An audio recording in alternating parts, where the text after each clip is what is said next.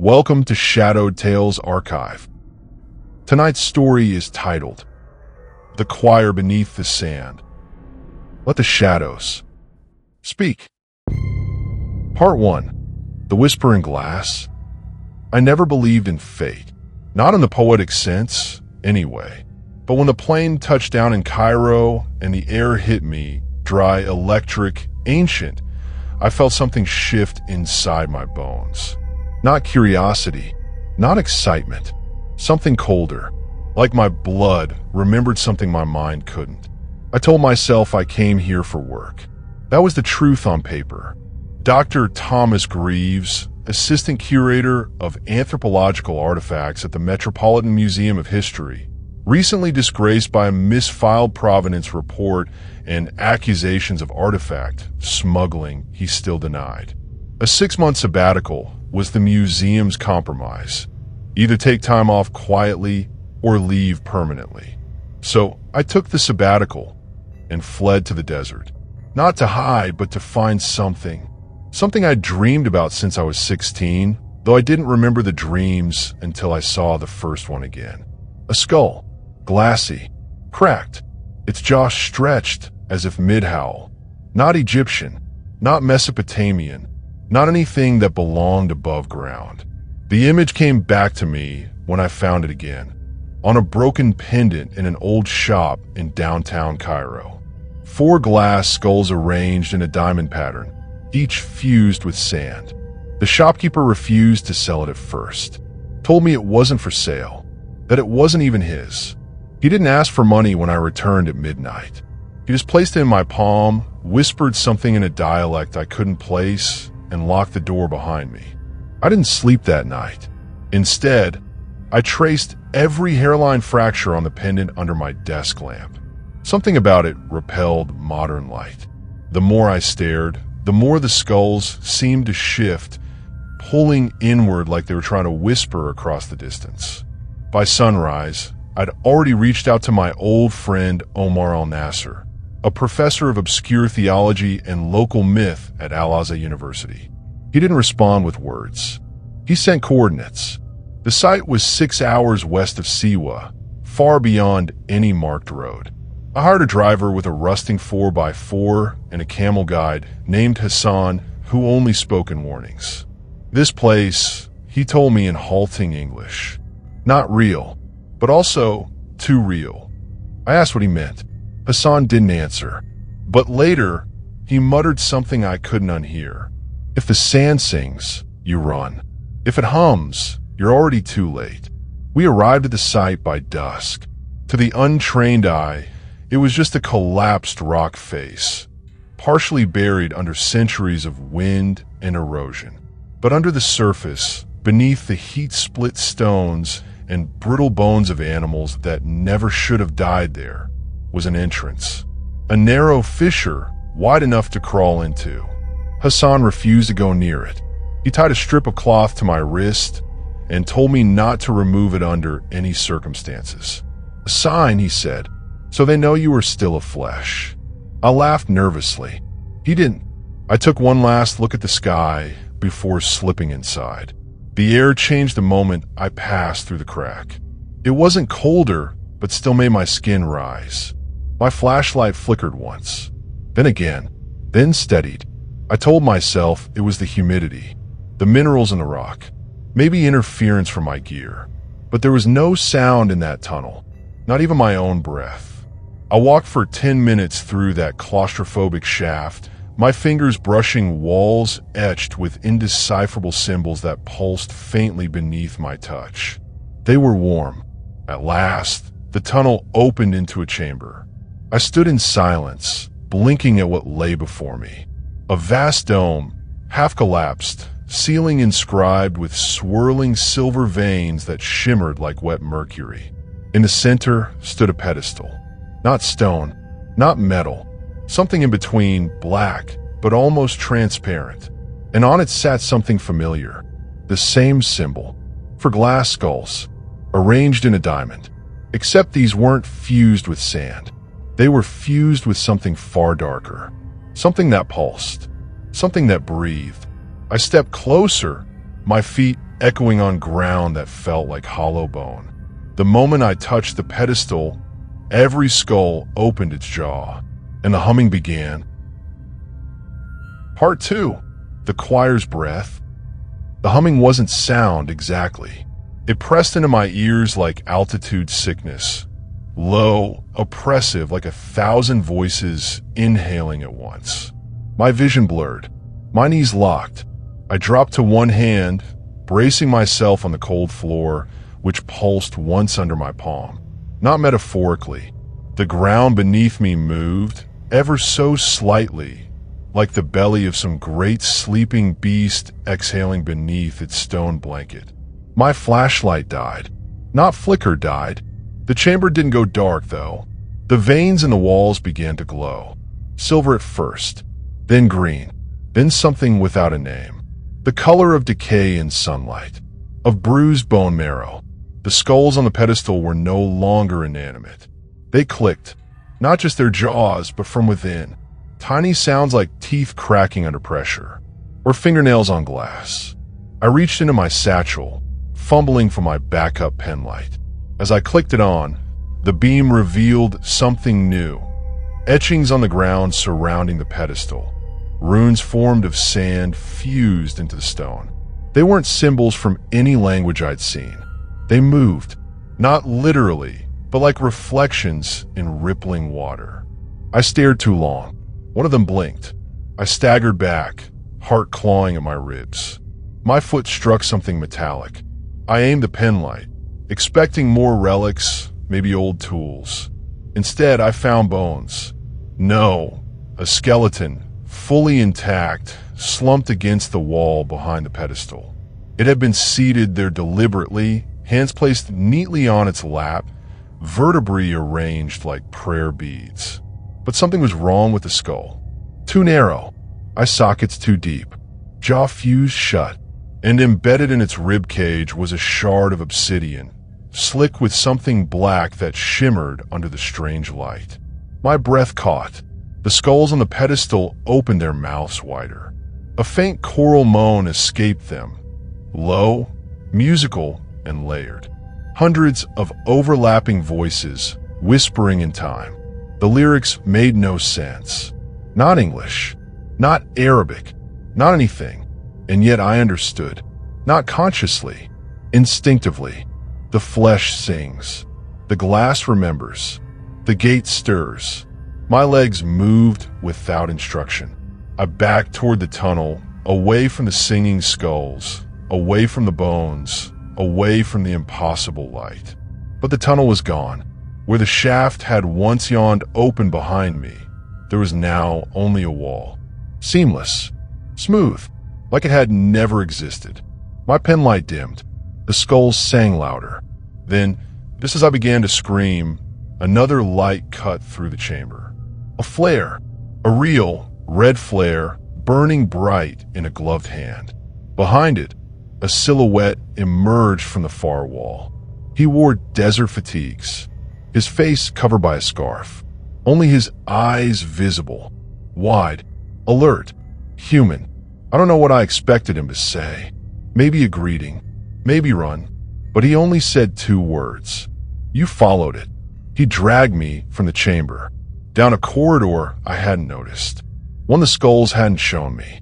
We ran through dust-choked halls, past broken frescoes depicting spindly beings with antlers made of bone and mouths drawn like spirals. He spoke quickly, an accent I couldn't place. He wasn't Egyptian or American. Did you bring the relic? He asked. I nodded, fumbling for the pendant. He took one look at it and hissed. You shouldn't have kept it near your skin. What is this place? I demanded between gasps. His answer? It's not a place. It's a memory that never ended. We stopped in a side room, a sort of antechamber, filled with broken amphorae and what looked like fossilized lungs. Lungs with teeth. I tried to gather my thoughts. Are you a researcher? A soldier? Who sent you? The man knelt beside one of the fossil lungs and pulled a blade from its side. Rusted, curved, engraved with that same diamond skull motif. I was born here, he said flatly. My mother was choir blood. My father tried to leave. He tossed the blade to me. None of us truly leave. I stared at the weapon, then at him. He was watching the hallway behind me. The choir's awake, he muttered. And you lit the first song. Part 3. The Blood That Listens. His name was Caden. He said it only once, like he wasn't used to having a name anymore. We sat in silence for a while in that antechamber, the humming from the skull room still vibrating faintly through the walls. Caden took out a pouch of thick red powder and smeared it across the doorframe. A barrier, he explained. It won't hold long, but it'll confuse them. For a little while. Confuse what? He gave me a strange look. The bones that remember. I tried to organize my thoughts. You said your mother was choir blood? What does that mean? Caden didn't look at me when he answered. He was wrapping cloth around his wrists, whispering something with each knot. She was one of the vessels, those chosen to carry the breath of the choir. It's not music. Not really. It's memory. Pressurized. Condensed. Fed into flesh until the body ruptures and becomes part of the voice. He looked up. That's what happened to the others. I felt cold all over. Others? Caden nodded. You're not the first to find the relic, or come to this place. You're just the first to make it this far alone. I wanted to run. I really did. But the tunnel behind us was sealed, and the only way forward was through whatever nightmare Caden clearly knew far too well. So I asked the only question that mattered. How do I stop it? Caden didn't answer right away. Instead, he pulled a book from his coat, ancient, scorched at the edges, bound in something that looked like stitched bark. He opened it to a page marked by a shard of translucent bone. There was a drawing, the choir, or something like it, a shape made of limbs and teeth and ribs curled like ivy, all surrounding a core. 4 fused skulls cracked and dripping something black. Beneath it, in English, was one word. Remainder. Caden tapped the word. This is what we are. The ones who hear but do not echo. The ones left behind. I frowned. So you're resisting it? Caden smiled, but it didn't reach his eyes. Trying, but even silence decays. He turned to the wall and lifted a loose slab of sandstone. Behind it, a tunnel descended deeper into the tomb. The walls were lined with carvings of faces, each grotesque and stretched, mouths open in mid-scream, eyes hollow and funnel-shaped. They're waiting, Caden said. For what? He didn't respond. He just stepped into the tunnel. I followed. We moved in darkness for what felt like hours. No light but the faint silver glow from the walls, which pulsed with strange warmth whenever Caden whispered to them. He never explained what he said, only that it was an old language. One not written, but remembered. He stopped once, at a fork in the tunnel. To the left, a low growl echoed, layered like a throat with too many chords. To the right, nothing. He chose the growl. What? I asked. Because the choir doesn't sing in silence. We passed chambers filled with artifacts, mirrors that reflected other faces, spines arranged in circular patterns, tablets etched with shifting ink that changed every time I blinked. One room had a mural of a desert sky, but the stars were moving, fast, in spirals, converging on a single dark point in the center. Caden stopped before it. This is where it began. He touched the mural. The wall rippled, and then it opened. Behind it was the true sanctum. Not a room, a cavern, a cathedral carved into the earth. Columns made of fused femurs, altars stacked with jawbones, and above it all, suspended in midair by nothing visible, the choir core. 4 skulls, 3 shattered, the last intact, cracked but glowing faintly from within. A heartbeat. I could hear it. I could feel it, not from my chest, from beneath my skin. Caden stepped toward it, but stopped short.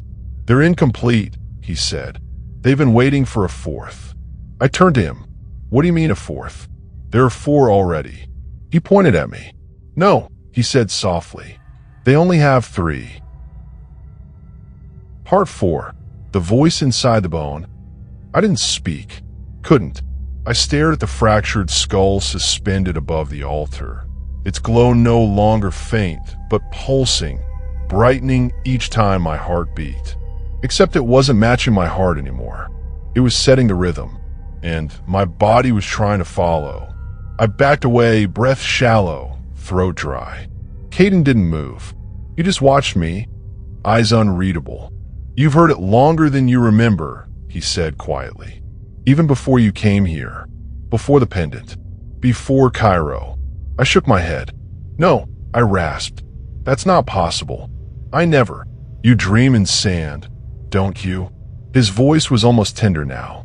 Of voices behind walls. Of teeth beneath water. Of stars that don't stay still. I collapsed to my knees. Because he was right. I had dreamed of those things. Since childhood. A desert I'd never visited. A structure I'd never studied. And a sound, always humming, behind it all. And sometimes, at the edge of sleep, a voice that said, "Return. You are unfinished." Caden crouched beside me. "It's not possession," he said. "It's memory. Inheritance. Something planted before you were born." He held out the book again, this time showing a page I'd missed. A family tree. Tangled. Incomplete. But one name stood out at the bottom, scrawled in smudged ink. Thomas of the remainder. My name, but it wasn't mine alone. Beneath it were 4 dates. One circled, July 13th. My birthday. I stumbled backward, reeling, mind racing. "You knew," I whispered. "You knew what I was. What this was. Why didn't you tell me before?" Caden's face was tired. "If I told you too soon, you'd run. If I waited too long, you'd be lost." He rose slowly. "But now you've heard them, and that means we're out of time." The altar cracked. A single line, splitting the fused skulls down the center, sending echoes through the chamber. Then came the first scream. Not human, not beast. A choir, rising in impossible harmonies, vibrating the bones in the walls, the dust in the air, the blood in my ears. I fell again, clutching my skull, feeling my jaw tremble like it wanted to sing along. Caden grabbed my collar, yanking me upright. "We need to sever the signal," he shouted. "How?" He pointed behind the altar. A staircase, carved into the stone, leading down, always down. We ran. The scream followed, but it wasn't just noise anymore. It spoke, not in words, but in intentions, urges, images. I saw flashes of myself, older, robed, eyes burned out, standing above others on their knees as they bled into glass bowls. I saw cities, real cities, twisting into ruin as their streets cracked open, revealing skulls beneath the pavement. And I saw the pendant, buried in my chest, pulsing, singing. The staircase ended at a chamber that wasn't stone anymore. It was glass, miles of it. Walls, floor, ceiling, translucent but black-veined, like looking into the inside of a lung. And floating in the center of the room, myself, or something shaped like me. Same face, same eyes, but cracked, stitched with silver wire, and humming softly through a mouth sealed with bone pins. Caden cursed. "That's the echo." He drew his blade again. "I hope we have more time." I stared at the floating version of me. It opened its eyes. They were hollow, but they knew me, and they whispered, "Let us finish the song." Part 5. The echo that watches. It didn't move. The echo hovered above the glass floor like it had always been there, like it had always been me, waiting for this moment. Its chest rose and fell in sync with mine. Every breath it took, I felt tighten in my ribs. Every twitch of its hand made my fingers ache. And its eyes, hollow, rimmed in silver, stayed fixed on mine as it whispered again. "Let us finish the song." Caden stepped forward, blade raised, but I caught his arm. "Wait," I said, throat dry. What if it's not a monster? Caden's jaw clenched. That's not you, Thomas. It's your residue. A cast made for what you almost became. He nodded toward the altar core, far above. The choir has been waiting for a full voice. 3 fragments awakened decades ago. They needed a 4th. A piece born apart. Hidden. His eyes pierced me. You're the 4th. I backed away from both of them. No, I muttered. I'm not part of this. I didn't choose this. I didn't even know. Caden's voice softened. None of us choose the choir. That's why it works. It only echoes the unwilling. I turned back to the echo. It reached one hand out. No threat in the gesture. Just a yearning. Its skin cracked where it moved. Silver light leaked out like smoke. Then I saw them, burned into its chest, just beneath the skin. Names, carved in a circle, not in ink, but in language that made my head ache just looking at it. Names that pulsed when I focused. One of them burned brighter than the rest. Thomas Greaves. I dropped to my knees. It wasn't just a copy. It was where they had stored me. The part of me that belonged to them. The part one never remembered. The dreams. The obsession. The skulls. The voice in Cairo. The pendant. They weren't symptoms. They were instructions. Caden stepped beside me, still holding the blade, but his tone had shifted. It's a choice now, he said. Merge and finish the choir, or sever and silence it. He knelt, placing the curved dagger on the glass floor between us. If you want to live your own life, you must leave a piece of yourself here. The echo began to weep. Glass tears. Slow, silent, melting small grooves into the floor below. Its voice came softer now. I remember when we were whole. My hand shook. I picked up the blade.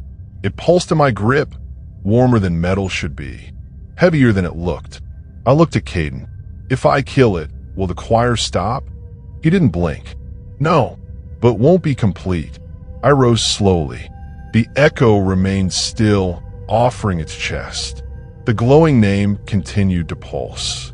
I raised the blade, but my hand didn't move, because something inside me wasn't resisting. It was listening. The song had changed, no longer distant. It was inside me now. A harmony. Familiar. Sweet. Haunting. It said, let us finish the song, and you will never be alone again. I lowered the blade. Caden surged forward to stop me. Too late. The echo reached for me, and I let it. When its palm touched mine, I saw everything. The desert when it was green, the cities before they sank, the choir unbroken, singing over the world not to destroy it, but to remember it. They were not monsters.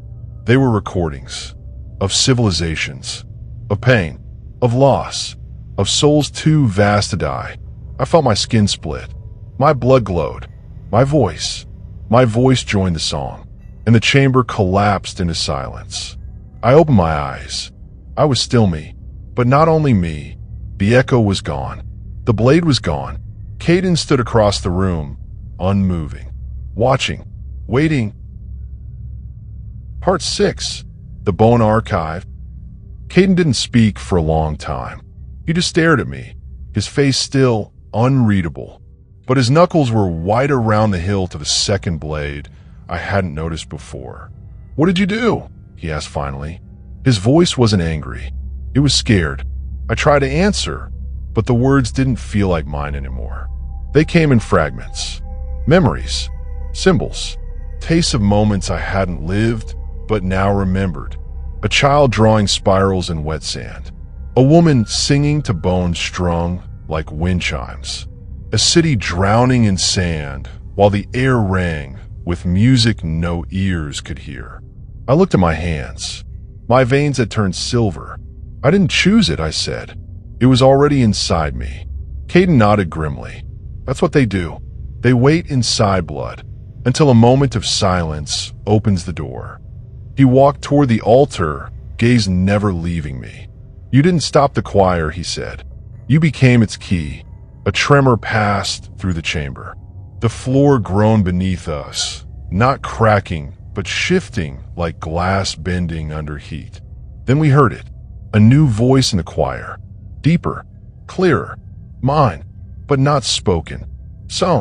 Somewhere far above, the pedestal chamber had awakened again. Caden turned sharply, already moving toward the stairs. "Come on," he snapped. "We need to get back to the surface. Now." I followed, half in trance, half in panic.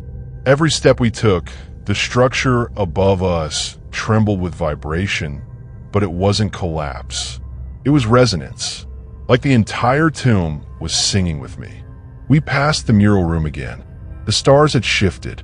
Where they once spiraled around a central darkness, they now aligned in 4 perfect lines, like a compass. No longer chaotic. Caden stopped to look. "Those constellations don't belong to our sky." He turned to me. "Their directions." "To what?" His face was pale. "To the other choirs." We made it back to the entrance chamber, where I'd first seen the skulls on the pedestal. But now there were more of them. Dozens. Lined in concentric circles, each cracked slightly, humming in unison. And in the center, where the relic once sat, was something new. A mirror, not glass, polished bone, and in it, I didn't see my reflection. I saw a city. Modern. Skyscrapers. Cars. Neon signs. But silent. And above it floated a familiar shape. 4 skulls. Interlocked. Breathing. Caden drew a sigil in the air with one bleeding finger. The mirror flickered, then vanished in a hiss of static and dust. "It's already leaking," he muttered. "The choir is reaching through the cracks." I looked at him. "Can it be stopped?" Caden shook his head. "No, but maybe it can be redirected." He led me into a side chamber I hadn't noticed before. It was filled with urns, some still sealed, others cracked open and empty. He knelt beside one and pulled out a long needle made of carved bone. "I can anchor your voice," he said. My blood went cold. "Anchor it. If you stay unbound, the choir will spread through you. Cities, networks, dreams, they'll all hum with it. But if I bury part of your voice here, in the archive," he looked up at me, "you'll be the vessel, but the source will remain caged." I stared at the needle, at the urn, at the ceiling pulsing with my heartbeat. Will I survive? Caden hesitated. "You'll change, but you'll still be you." I thought of the echo, the tears, the names carved into the chest. I stepped forward. "Do it." Caden moved fast. He stabbed the needle into the base of my spine. I screamed, not from pain, but from recognition. The sound that left my throat wasn't human. It was choral. It was history. And when I woke, the tomb was gone. I stood alone in the desert. Dawn on the horizon. No entrance. No skulls. No Caden. Only the pendant in my hand. Now hollow, its skulls cracked and silent. And deep beneath my skin, something whispered, "We remember now." Part 7. The signal that spreads. It's been 13 days since I walked out of the desert. I don't know how I made it back to civilization. I remember sand, then pavement, then light, but no faces, no voices, just the hum, always the hum. I'm in London now, not for any reason I can explain. I woke up with a bus ticket in my coat pocket and sand still in my ears. At first, I thought I was free. The pendant stayed quiet. My veins faded back to their normal shade. The dreams muted. Then the lights started flickering. Not everywhere, just when I walked past them. Then the radios started whispering, static turning into rhythm, broken syllables that repeated over and over in the hum of traffic and escalators. 4 makes 1. 1 makes memory. Memory sings. I kept moving. I told myself maybe it was just me. A lingering echo in my head. Trauma. But then I met her. She worked at a record store. Nothing special. Just a girl behind a dusty counter, flipping through vinyl with chipped nail polish. But when I stepped in, she looked up and said, "The sky's too loud today, isn't it?" Her eyes were rimmed in silver. Her name was Lydia. She told me she'd been dreaming of bone cities and singing teeth since childhood. Her grandmother used to whisper lullabies in a language she could never find in books. The same language I heard in the tomb. When I showed her the pendant, she didn't recoil. She touched it gently and said, "It's been looking for you." Lydia wasn't alone. She knew others. People like us. Touched. Tuned. Some in hiding. Some vanished. One, a professor in Prague, had tried to broadcast a counter-frequency on shortwave radio. The building he was in collapsed before the signal finished transmitting. Another, a girl in Sao Paulo, started speaking a lost language in her sleep.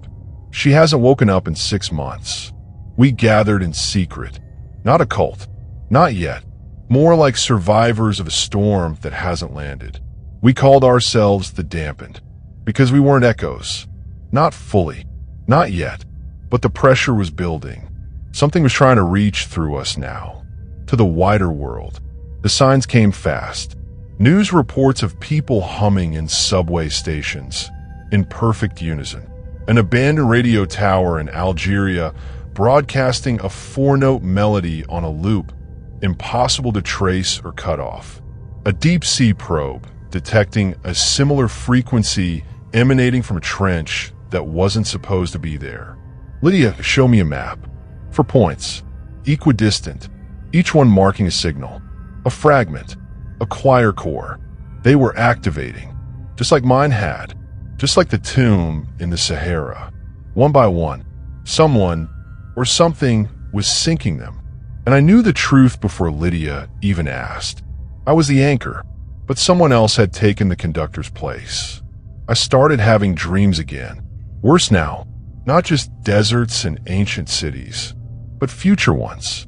Cities empty of people, full of echoes. Streets paved with skulls, humming like tuning forks. Children born without tongues, yet singing in perfect harmony. Glass towers cracking open like ribs. And in the sky above it all, a shape of 4 skulls locked together by wire and light. Breathing, watching, calling. I wake up screaming every night. And every time, I find blood on the pillow. Not mine. It belongs to someone who hasn't been born yet. Their name etched into the mirror across the room in breath fog. Caden. Part 8. The song that ends. The song that begins. I left London before the sky could break. Lydia stayed behind. To cover our trail, she said. To delay the signal a little longer. But I knew the truth. She'd been hearing the harmony in her sleep. Her fingertips had started glowing under fluorescent lights. She wouldn't last much longer. None of us would. The coordinates came to me in a dream. 4 numbers, each carved into my arm when I woke. I checked. They pointed to Antarctica, the center of the spiral, the final choir core. No flights go there. Not the kind I needed. So I followed static, through ports, through radio back channels, through disused research outposts that smelled of mold and diesel. I met no one, but doors open anyway, like something had already laid the path, waiting for me to finish what began beneath the sand. The final station stood alone on a glacier shelf. No name, just a black flag above the door. A diamond shape made of 4 interlocked skulls, burning faint blue in the snowlight. Inside, the halls hummed, not mechanical but organic, like breathing. At the center, beneath frozen glass and ice-encased cables, was the final choir core. This one didn't float. It throbbed, anchored deep into the ice like a heart in a rib cage. Each beat melted and refroze the surrounding air, singing vapor into ghostly chords. And beside it, a man, or something shaped like one, wrapped in pale robes that shimmered like frostbite, face hidden behind a cracked mirrored mask. But I knew him, even before he spoke. Caden. Ow, I whispered. He turned. Slow, gentle. I didn't lie, he said. I was born in the choir, but I was also born to lead it. His voice didn't echo in the chamber. It echoed in my skull. You anchored it. You buried its memory. I conducted what came after. My knees almost gave out. I trusted you. You still should, he said softly. This was never about ending the world. He stepped toward the core, placed a hand on it. It's about remembering it, restoring what was lost. Every broken age, every erased song, every name forgotten in sand and stone. He looked at me through the mask. You think the world is sane, that it runs on logic and gravity and time. But you've seen the truth. Memory is the only constant. And we're the archivists. I felt the hum in my chest begin again. The pendant in my coat pocket vibrated once, then cracked into powder. The last seal breaking. I dropped to my knees as the song returned, louder than before. Not screaming, not evil, just inevitable. Caden walked toward me. Your voice completes the harmony, he said. Join the choir. Become the final verse. And we will rebuild the archive of existence. I looked up, my vision blurred. Not with tears, with memories. Cities of glass and bone.